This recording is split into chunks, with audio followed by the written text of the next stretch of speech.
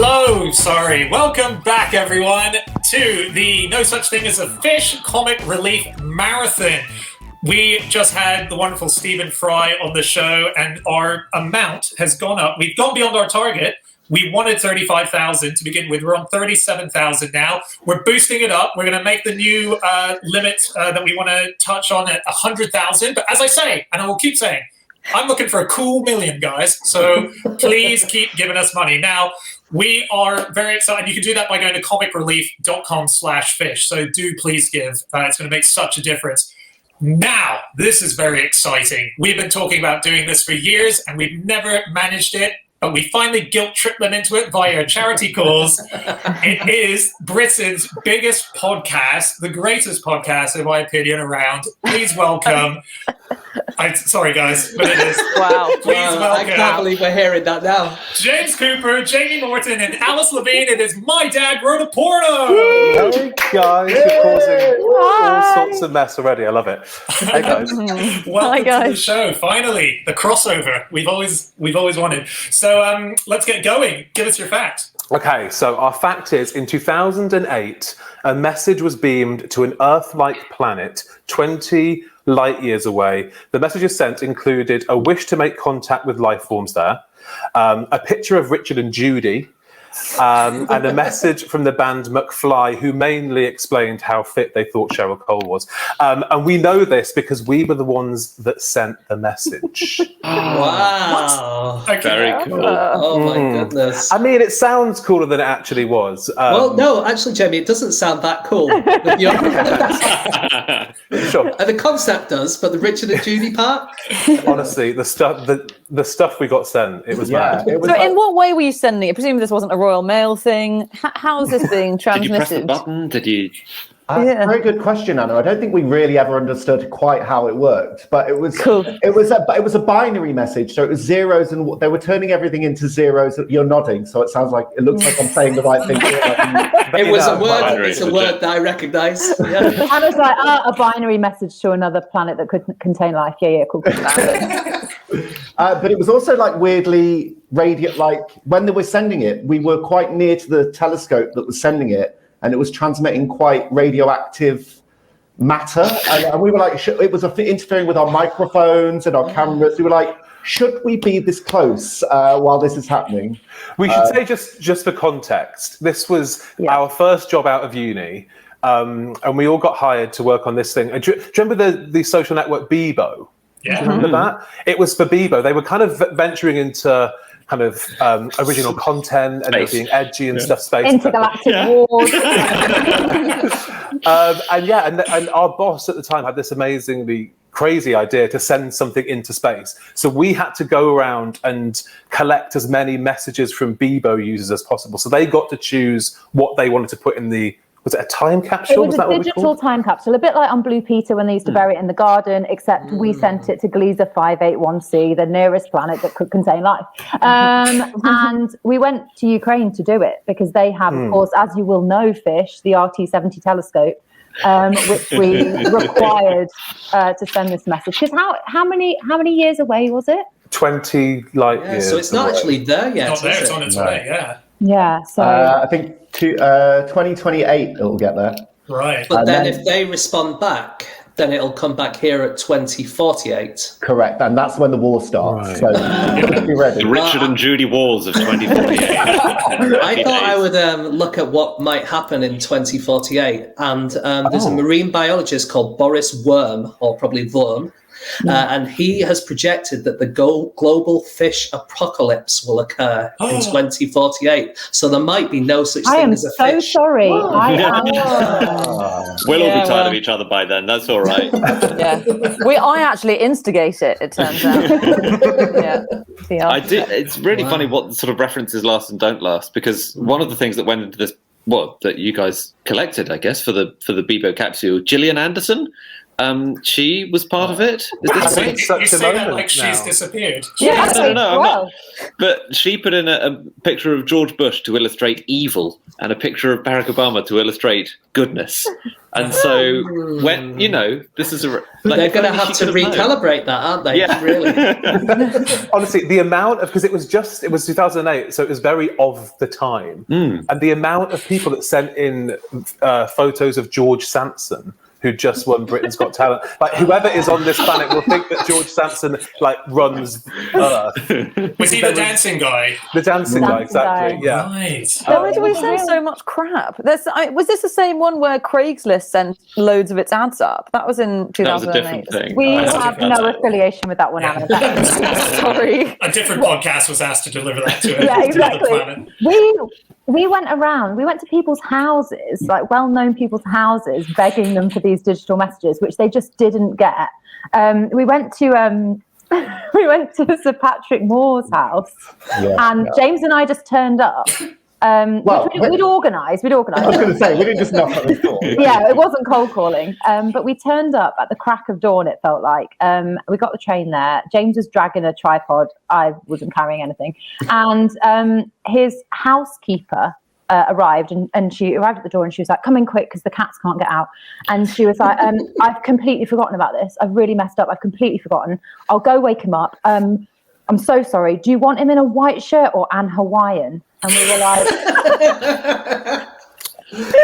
Hawaiian every time. Always. I mean, come on. So he descended the stairs in a very busy blouse. There was a lot going on. And then, James, you basically insulted him. What did you say when he had all the photos on his windowsill? And James was trying to make Well, it's like, talk. it looks like you have a lot of family and friends. And he was just like, they're all dead. I was like, hey! Cool. Well, but there were many of them. So nice. Wow. And then we asked him for his message, and we were like, it's brilliant because it can be a piece of poetry that you love or whatever. We could take a photo of it with a digital camera and then, digitize it and send it into, we didn't even understand it. So we're like, and then send it into space. And we were like, so whatever it is, we can take a digital image of it. So then when he submitted his, he was like, okay, I'm ready. My name is Sir Patrick Moore. Space is one of the most interesting. This is a bad Sir Patrick Moore impression. Space is such a fascinating and ever magical place. And my thing that I would like to put in the digital time capsule is a digital camera. And we were like, no, sorry. You can take a picture with a digital camera, but you can put whatever you want in there. And he was like, okay, I've got it. And then he was like, I would put in the digital time capsule a digital camera. And we were like, we got it. Let's get the hell out of here. And now can you just say, and also George Sampson, and then we'll be out here. Absolutely fine. Yeah. But we had to go to Ukraine to send the message, like James said. And we went on like an official delegation. Was it? Yeah, Unofficial. I don't think it was official. We never quite realised the gravity of what we were doing. It was our first job. We thought it was a bit of fun. And yeah, we got there and we were met by like the Ukrainian space agents. Command. We were like given like a helper / bodyguard / ex-KGB agent who followed us everywhere. And they were definitely like bugging us, weren't they? Like, we'd be in a room and one of us would say, oh, I'm a bit thirsty. And about 30 seconds later, a trolley of drinks would be brought in. It was really disconcerting. And it just was a beautiful culture, but one that we had never really experienced. So every meal we had, these were massive meals. There was like 30 people around this big table and everyone had to do a toast to like a little speech and a shot of vodka, but everyone had to do it. So you were absolutely legless by like the starter, and then each course you had to do it again. It was, and then And do a speech as well. Did you manage it? Did you manage to keep up? Oh yeah. Well, I didn't at the time. I mean, now I absolutely would, but at the time, I couldn't drink straight vodka. I just couldn't do it. And so they were like, "That's okay, you can have a glass of wine." So they got me a glass of wine, which I then had to down a glass of wine. You'd be great there, Anna. You'd love it there. Yeah, I'm moving. Anna, you like Ukrainian wine? They're not known for wine. I don't think. No. Oh, my taste buds are all completely shot at this point. It sounds a bit like it was just some Ukrainian plot to get you all there having and collected lots and lots of messages from various Brits. Did they ask you to knock on sort of MI5 agents' doors and ask them for what they'd send out? And then they got you pissed and nicked the information.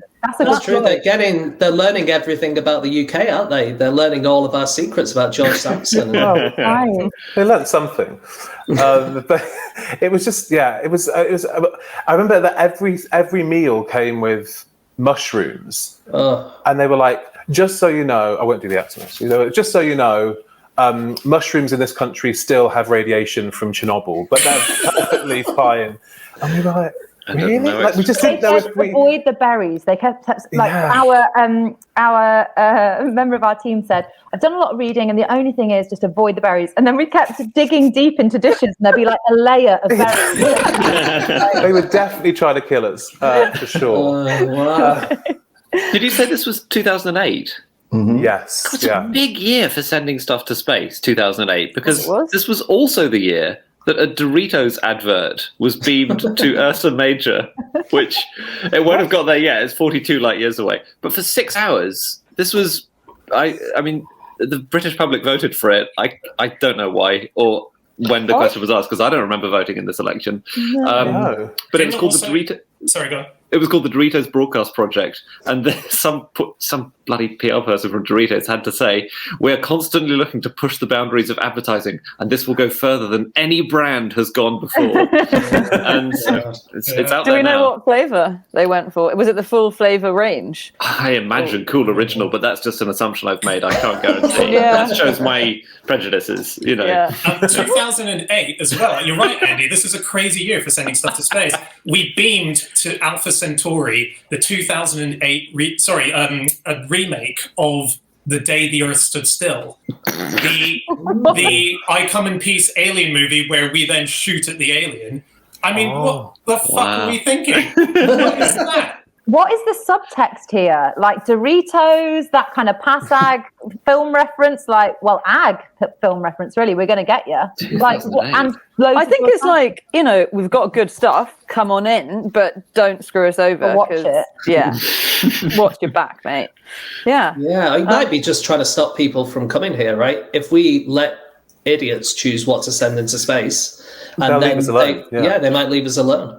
Yeah. The esteemed Bebo audience, not idiots. Sorry, I didn't. I was just thinking, like, they did a similar thing the next year, I think it was, where they asked Russian teenagers what to put in, and they voted for Theremin music by Beethoven, Vivaldi, and Sampson. Yeah, that's that kind of puts us to shame, doesn't it? I don't know. That sounds awful. You don't want a concert on a theremin. I do worry that basically there's some poor Earth planet out there which is just like a huge recycling dump of crap. There's someone who's this brilliant person, and he's done what I would want to do, called Paul Quast, who's director of the Beyond the Earth Foundation, and he has gone on a quest. Quast has gone on a quest to catalogue everything we've sent into space, because he just thought there's so much rubbish out there. And so he's made a huge list, and it's, models of Lego figures have gone to Jupiter, or in the orbit of Jupiter at the moment. Wow. There's the Across the Universe song by the Beatles. Did that go in?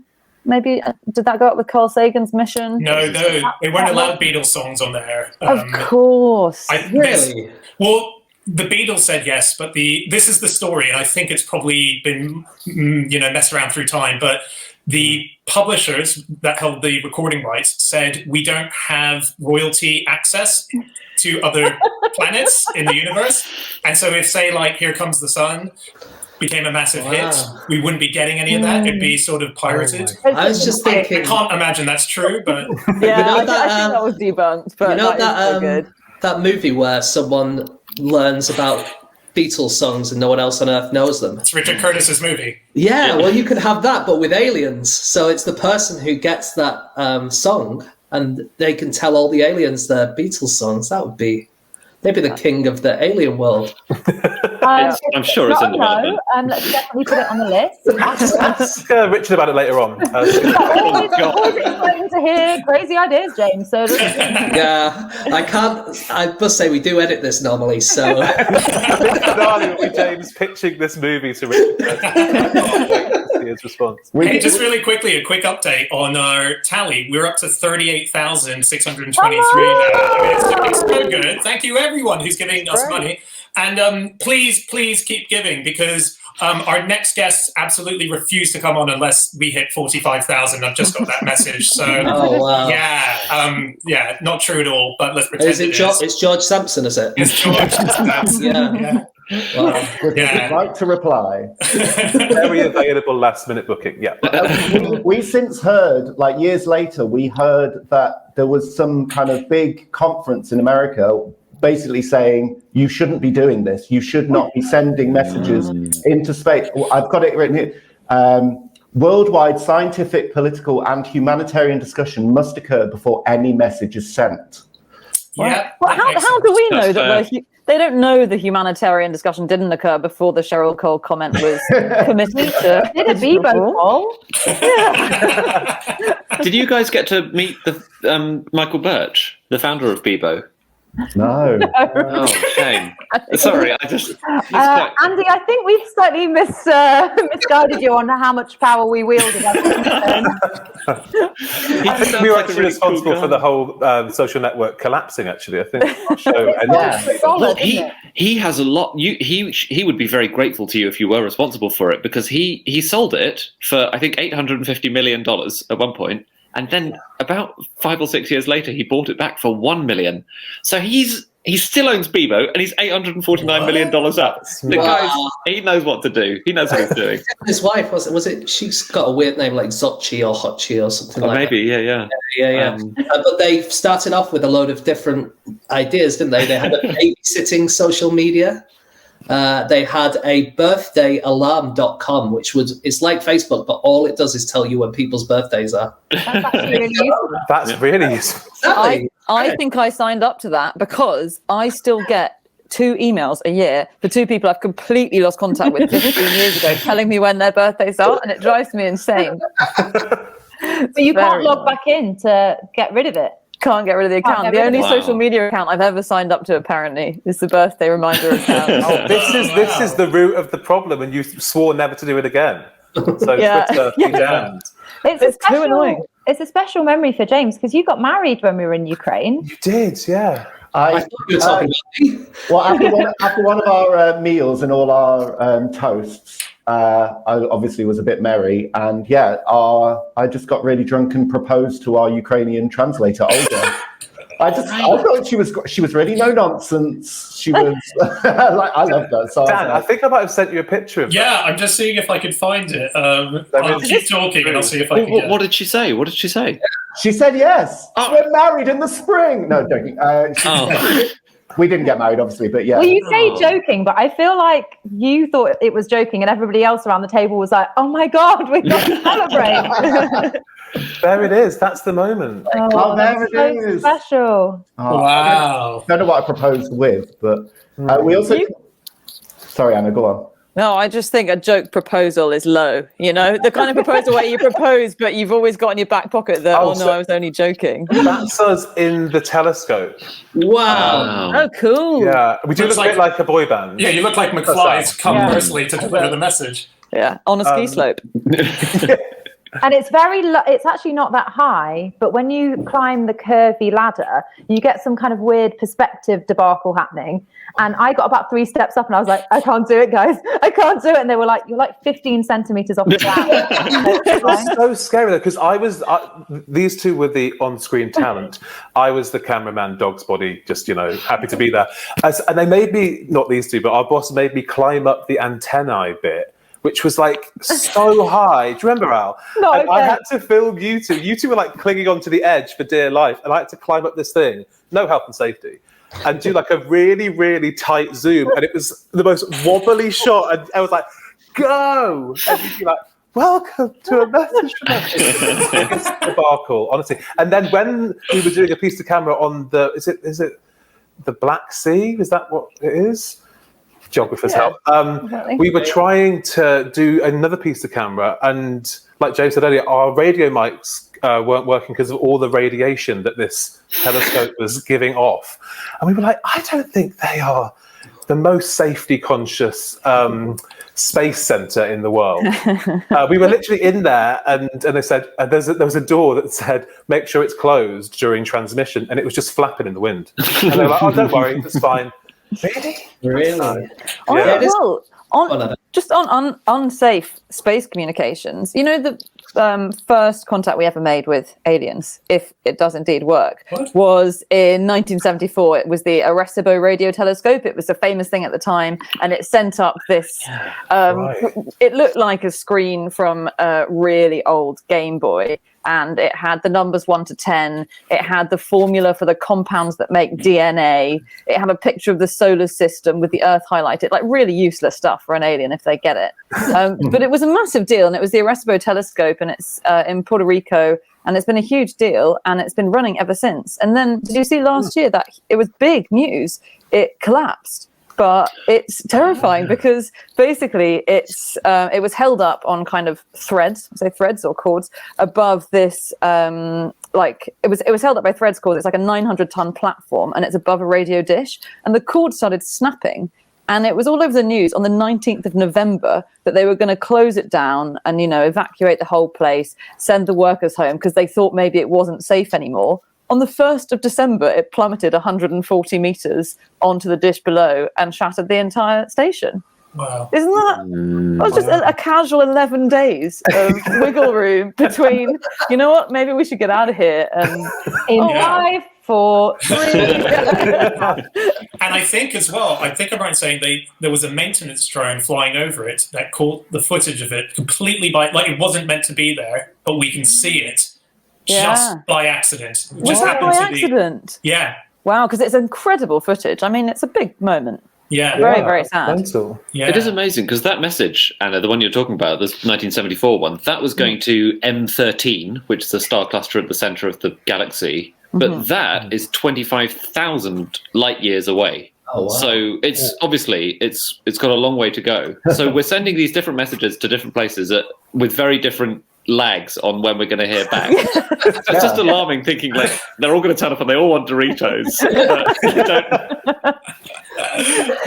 Yeah, are you the one that wants crisps, or do you think we've declared war? Okay.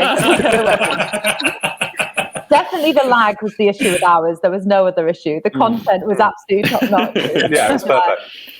There is a guy, isn't there, who wrote, I don't know if he does it anymore, it's called Paul Davies, and he was the officially designated person by SETI to greet the aliens if they come.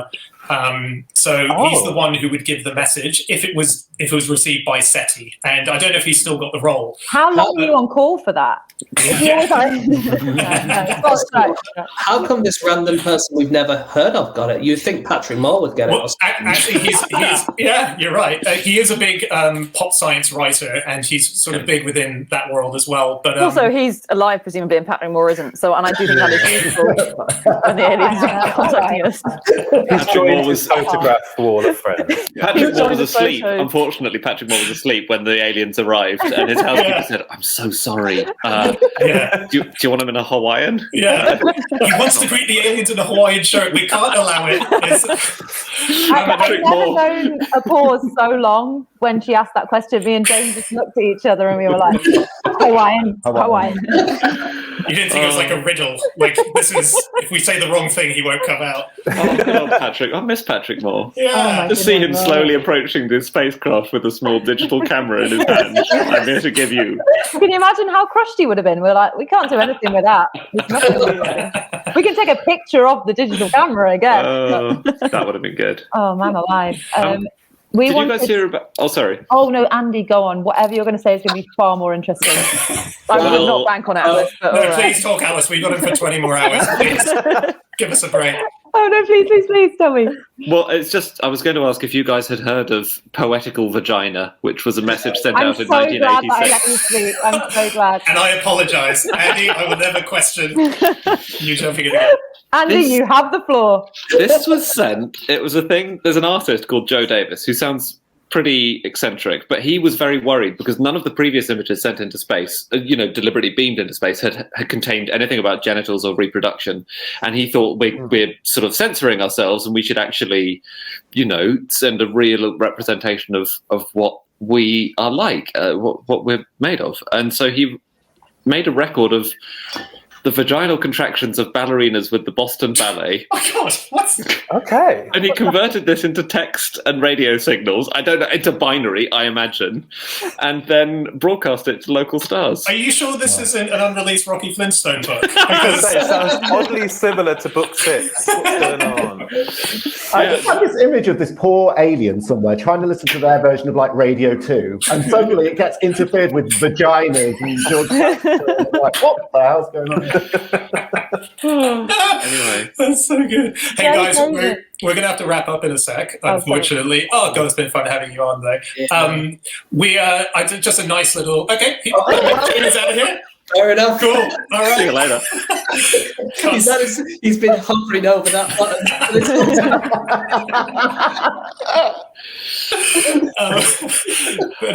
He doesn't do a minute more than he's paid for. No, exactly. I can't believe it's the only guest we're paying for this whole candy thing. Extortionate. Please keep donating. Has the total gone down? He does say this is his tactic to get out of Zoom calls, just appear for free. Oh, there he is. Oh, welcome back. I was outraged. I had to leave. Sorry. I am the alien. James is James is coming. Okay. The aliens are literally interfering with this broadcast. They're literally getting their revenge. It's because we don't get on anymore. It's like, like 1D with private jets. We don't really like to be on the same video wall at the same time. Well, thank you so much for coming on, guys. And finally, we did it. I know. Thanks for having us. This has been great. We should do it properly on a. They're not going to want to do it again, Jamie. Oh yeah. Okay. Yeah, that's it. I'll leave next time. I promise. You're doing such an amazing job. People just need to give loads of money, don't they? Really? Absolutely. Yes, please keep giving. We're on. We're just under 40,000 right now. Come on, tip us over. We can. We need only 170 something. I can't do math,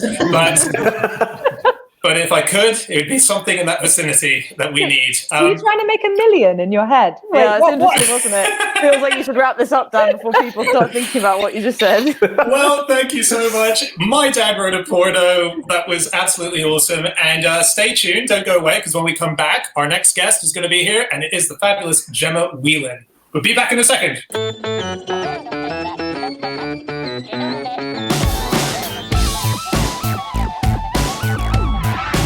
Hi everyone, really hope you enjoyed that clip. There's lots more where that came from, and you are free to watch them on the one condition that you pay us your money. So please go to the link below. It's comicrelief.com/fish. We didn't sacrifice our sanity for nothing. We did it for Comic Relief and all the amazing, amazing causes it supports. Link below, comicrelief.com/fish. Give your money, and then you may continue to watch these clips.